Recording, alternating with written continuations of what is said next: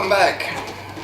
This week we're gonna go with, I don't know who tied this pattern, but it's been the best stonefly pattern that I've ever fished in my entire life. My cousin Darren introduced me to it 20 years ago ish. I don't know if it's Darren's pattern, it may be. We just fished it a ton and I still use this pattern today. We called this one the V.I.P. It caught so many fish for us. I'm going to go ahead and get zoomed in. When I do zoom in, you're going to see all the grease stains and everything on this shirt. It's a perfect color background for this fly. I was changing a transmission or rebuilding an engine. I can't remember what the heck I did in this shirt, but I absolutely wrecked it. So I do have a washer and dryer, I promise. Don't worry about that. It's just a really good background for this fly, and it's going to pop really good, minus the dirt and all that stuff. But anyhow, on with the V.I.P. So to get started on this, we have an Umpqua size 8 U203. Find my scissors here, and I'm going to go with a burnt orange thread. It doesn't matter what color of thread you use, honestly. If you want to go brown, if you want to go black, it does not matter.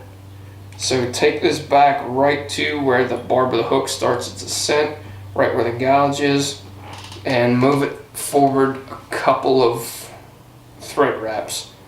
Go ahead and take probably 6 to 8, we'll say 6 to 10 strands of pheasant tail. This is going to be our tail here. We're going to measure this out just shy of the overall length of the hook, so probably from the eye of the hook to the point of the hook is what I'm going to use for a reference on this. And then I'm going to go ahead and tie this in right to the where I left off with my thread before. There we go. Advance this up again, and at this point I'm just going to go through probably all the way up to the 2/3 point, and I'm going to use this for bulk.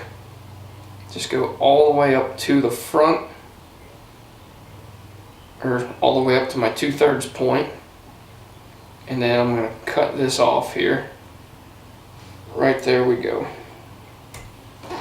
That's going to be it. So there we have it at the 2/3 point, and now I'm going to go ahead and tie in. This is a medium size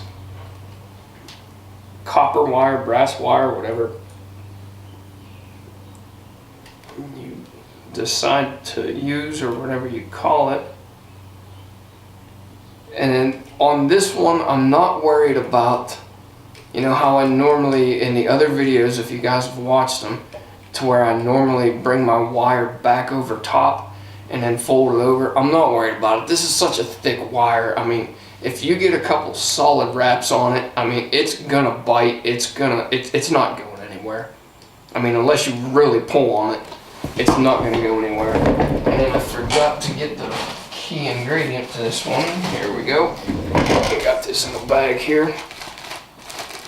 So for the body on this one, I use these Peacock Herls, and I'm going to use probably 10 of them for the body. I mean, it's a stonefly. It's a bigger fly. It's a bigger pattern. 1, 2, 3, 4, 5. We'll go 6 right there. And what I do with this, I'll go ahead and zoom out just a little bit. What I do with this, because it's a bigger pattern and because there is a natural taper on these Peacock fibers, I'm going to put 6 of them going one direction, and then I'm going to take the other 6 that I have, or maybe it's 5, whatever it may be, 10 to 12, 8 to 12, somewhere about that, depending on the size of the hook that you're tying on. I'm going to lay those in the opposite direction. So there you have it. So when you wrap this, it's going to be consistent, and you're not going to have, like if I put all of them going one direction and I started with the smaller section in the back, I'd have just a very skinny section right here, and then it would just get really bulky up toward the front. That's not what we're after. We want a pretty consistent taper to this. And we'll go ahead and get zoomed in and back to the actual tying on this instead of me flapping my gums. So go ahead, just, right where you left off, just bring this around and tie it off right where your pheasant tail starts. And then I'm just going to take this and go one wrap right in front of the next with this peacock herl. And as I'm going, I'm getting a wrap. I'm not going one wrap right in front of the next. I'm kind of covering up half the wrap with my next wrap. So that way it builds a little bit of a taper, and you'll see it as I move back from this. It naturally builds a taper that way.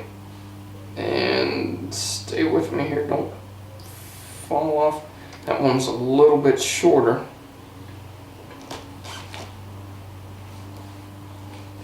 So I'm going to go ahead and tie this off, and then I'm just going to clip this and get this out of my way, because it's going to be, I found that it's a little tougher to wrap around that stuff and keep it clean.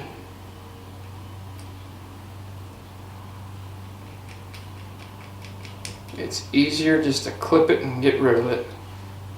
And then I'm going to go ahead and counter wrap this with my wire. And this is just to protect the peacock herl.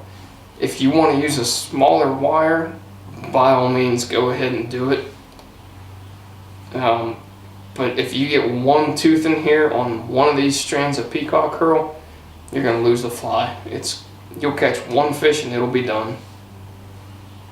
So I'm just going to counter wrap this all the way up to where I left off at that 2/3 point. And get out of there.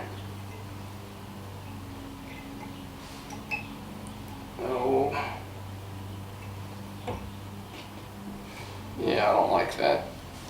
This being a thicker wire and me tying with a smaller thread, I can't really bite down on it as much as I want to. So I'm going to readjust that. There we go. That looks better. I'm just going to make a couple of wraps on top of this and go ahead and advance forward and make sure it still looks good there. The spacing's off a little bit, but that's really not going to make a difference on whether you catch a fish or not. Go ahead and clip that off. And then I'm going to tie this in. Now, I still have 1/3 of the hook to work with. You can see we have a pretty decent taper right through there. The next thing that I'm going to do, we have a good taper through there, but the back, this front section it's a huge drop off between the two. So what we're going to do to combat that is we're going to use our overwing, and we're going to go probably a dozen, we'll say a dozen strands of pheasant tail, and we're going to tie this in reverse. So just measure this out. I'm actually going to take a quick clip on this. So just measure this out right to the eye of the hook, just shy of the eye of the hook, I'll say. That way you still have some room to tie off and whip finish. And this is just going to add a little bit of extra bulk.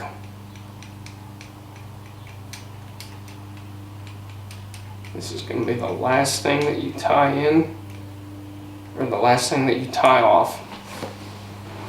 Now, like I said, you could keep your peacock herl if you wanted to. I got a little bit short on me. We'll make it work. We'll make it work. I jumped the gun just a little bit. I'm going to take a brown brown neck hackle here. I'm going to try and find a darker brown piece. There we go. This is what we got. This is just the junk stuff out of, this is an old Metz grade 2, I think. Let me get zoomed out if it'll let me. I've had this thing forever. This is a Metz grade 2. You can see I kind of picked through the sweet spot there for the most part, but I just picked this out of the top section here. The stuff that you're not going to use on dry flies, go ahead and use it on this. The overall length of the legs and all of that, which is going to imitate, isn't really going to matter too awful much. So go ahead and pick a bigger section, or a bigger hackle fiber than what you're normally going to use for anything else. This is a good application to use it. So I'm just going to get that tied in, and it's going to sit off by itself until I wrap in my Peacock. So I'm going to tie in those other sections.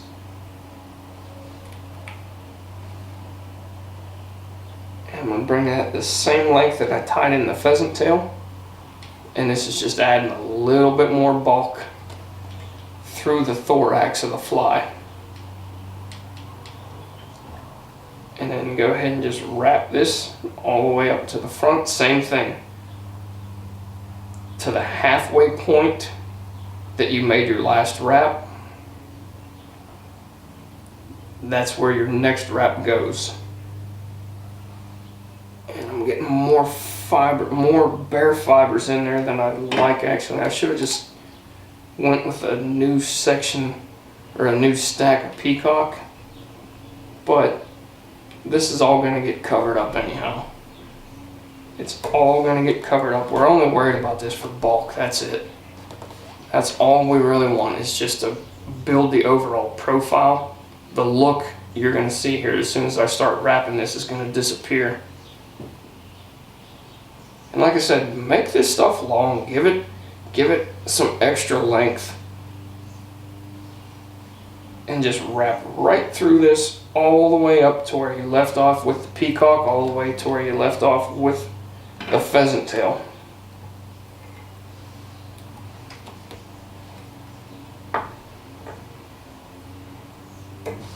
Just use your junk stuff here. Now, leave this stuff long, just kind of peel it back some. Build up your thread base. Kind of clean up any loose wraps that you had there or any loose fibers. And then I'm going to take and just clip this right over the top, getting rid of all of this excess. And then this is where I'm going to bring the pheasant tail over.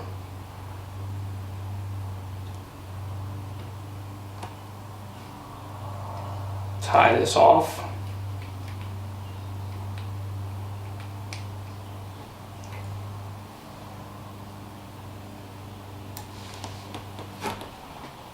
I'll have that right there.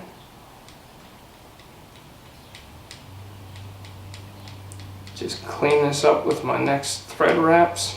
I got a nice clean head, and then we're just going to go with a couple of wraps there. Couple quick whip finish. You can cement the head if you want, but there it is. There's the V.I.P. You can, if you want to, I like peeling this stuff back. I like keeping these fibers long. You can see they just kind of act like legs, you know, and I tie a lot fancier of Stonefly patterns. And I'm telling you right now that these imitative or suggestive patterns catch a hell of a lot more fish, the same amount of fish, if not more, than the ones that I tie to an absolute T. And I've been talking about it for a while. I'm going to do a video on these actual Stoneflies that I make that are like, you would have a hard time at a quick glance telling the difference between something I picked out of the river and something that I tied.